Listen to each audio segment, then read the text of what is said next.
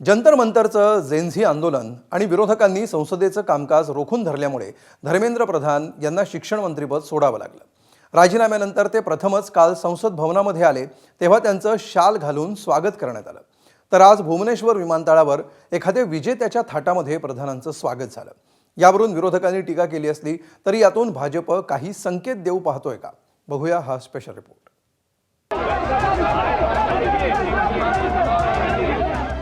सोमवारी धर्मेंद्र प्रधान संसद भवनात आपल्या गाडीतनं उतरले आणि त्यांचं असं स्वागत झालं।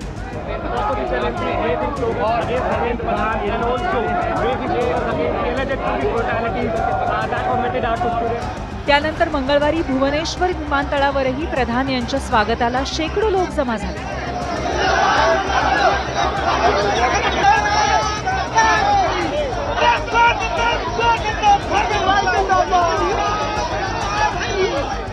एखादं पद गमावल्यानंतर असा सत्कार सोहळा क्वचितच कोणाच्या वाट्याला येत असेल। प्रधानांचा राजीनामा घेतलाय तो केवळ विरोधक आणि आंदोलकांच्या दबावामुळे हा संदेश आपल्या कृतीतून देण्याचा भाजपचा प्रयत्न या जंगी स्वागत समारंभातून दिसतोय। मात्र यावरून प्रधान आणि केंद्र सरकारला विरोधकांनी लक्ष्य केलंय। किन परिस्थितियों ने इन्होंने इस्तीफा दिया और फिर उनका यहाँ पे स्वागत हो रहा है जैसे कोई सुपरस्टार का आगमन हो रहा है। इस सरकार में कोई विश्वास नहीं कर सकता। आज भी स्टूडेंट्स को परेशान किया जा रहा है। मैंने देखा कुछ इंस्टाग्राम के हैंडल जिसमें लड़कियों की फोटो चिपका रहे, मतलब पोस्ट किए हुए और कहा है कि इन लोगों ने ऐसा ऐसा किया। ये क्या बात है? या तो आप बातचीत कर रहे हैं या आप इस समस्या को सुलझाना चाहते हैं या फिर सब स्टूडेंट्स के आप पीछे पड़े हुए हैं और आप उनको दबाना चाहते हैं अभी भी। तर प्रधान यांनी काय फार मोठा त्याग केलाय का, असा सवाल ठाकरेंचे खासदार संजय राऊत यांनी केलाय। धर्मेंद्र प्रधान का हुतात्मा आहेत का? त्यांनी का बलिदान दिलंय का?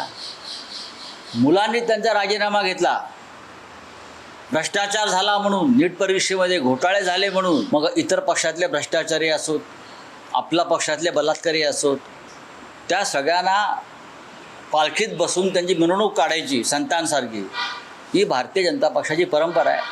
भ्रष्टाचाराबद्दल संजय राऊतांनी बोलावं। ज्या पत्राचाळीमध्ये हजारो कोटींचा घोटाळा संजय राऊतांनी केला, तुम्हाला भ्रष्टाचारबद्दल बोलायचा अधिकार आहे का?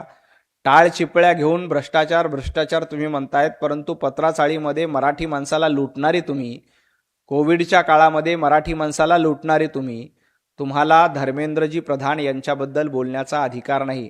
धर्मेंद्रजी प्रधान हे विद्यार्थ्यांच्या आंदोलनातून पुढे आलेलं नेतृत्व आहे। सत्ताधारी आणि विरोधकांमध्ये असा वाद रंगला असला तरी राजीनाम्यानंतरही माजी शिक्षण मंत्र्यांना पक्षाकडून दिली जाणारी वागणूक म्हणजे त्यांच्याकडे लवकरच केंद्रात किंवा ओडिशामध्ये एखादं मोठं पद दिलं जाऊ शकतं याचा संकेत मानली जाते।